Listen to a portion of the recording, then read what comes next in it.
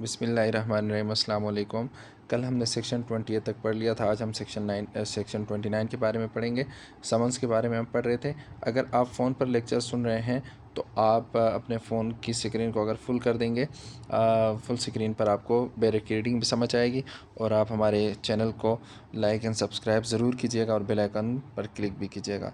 Service of foreign समन्सेस, foreign जो summons होंगे यानी बैरून मुल्क के समन्स, वो उनकी क्या सर्विस होगी, सर्विस कैसे होगी। Summons and other processes, summons या दूसरे जो जितने भी प्रोसीडिंग्स है, प्रोसेस हैं, इशूड बाय एनी सिविल और revenue court situate outside Pakistan. अगर पाकिस्तान से बाहर कोई किसी मुल्क में भी अगर कोई मुकदमा है, उसका कोई डिफेंडेंट पाकिस्तान में है, तो उसको क्या होगा, may be sent to the courts in Pakistan. Pakistan की अदालतों को वो समन पहुँच जाएगा कि वो तामील करवाएं, उस समन को पहुँचाएँ उस बंदे तक।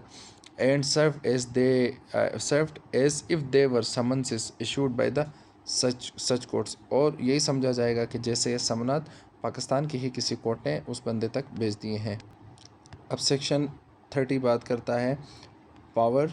सेक्शन 30 बात करता है power to order discovery and the like, या डिस्कवरी के बारे में पावर की बात करता है, या उस जैसा कोई काम जो कोर्ट की तरफ से ऑर्डर हो सकता है। Subject to such conditions and limitations as may be prescribed the court may at any time either of its own motion or on the application of any party.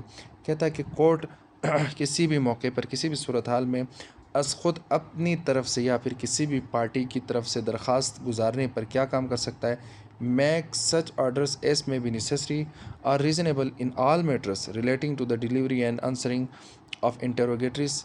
कर सकता है कि ऑर्डर्स कर सकता है एस में भी नेसेसरी और रीज़नेबल इन आल मैटर्स, के तमाम मामलात में जो नेसेसरी मैटर्स हैं, या मैटर्स में जो नेसेसरी चीज़ें हैं या जो रीज़नेबल चीज़ें हैं कि ऐसा होना चाहिए, उन चीज़ों के बारे में कोर्ट क्या कर सकता है, ऑर्डर कर सकता है। किस चीज़ के लिए, relating to the delivery and answering of interrogatories.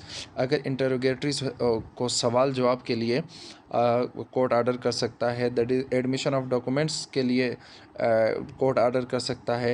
And the discovery, उन डॉक्यूमेंट्स की डिस्कवरी के लिए, इंस्पेक्शन एंड प्रोटेक्शन के लिए भी ऑर्डर कर सकता है। Impounding and return of the documents or other material objects producible as evidence.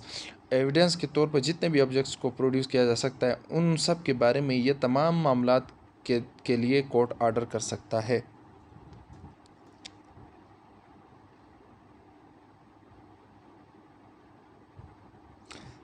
Section 31 समन्सेस के बारे में बात करता है।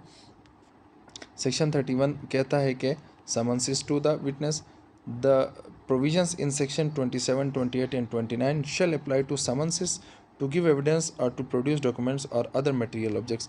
कहता है कि सेक्शन 27, 28 और 29 में जितनी बातें की गई हैं वो विटनेस को भी की जा सकती है समन के ज़रिए कि आए और क्या करे, प्रोड्यूस डॉक्यूमेंट और अदर मटेरियल ऑब्जेक्ट, कोई डॉक्यूमेंट प्रोड्यूस करे या कोई भी मटेरियल ऑब्जेक्ट कोर्ट के सामने रखें।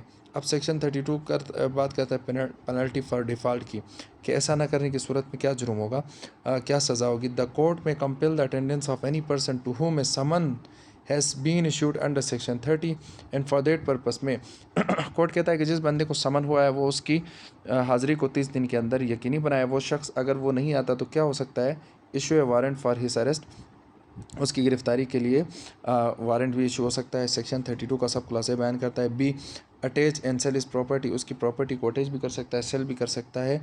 सी बयान करता है impose a fine upon him not exceeding 2000 rupees, 2000 रुपये की हद तक जुर्माना भी लगा सकता है। और सेक्शन डी कहता है कि order him to furnish security for his appearance and in default commit him to prison.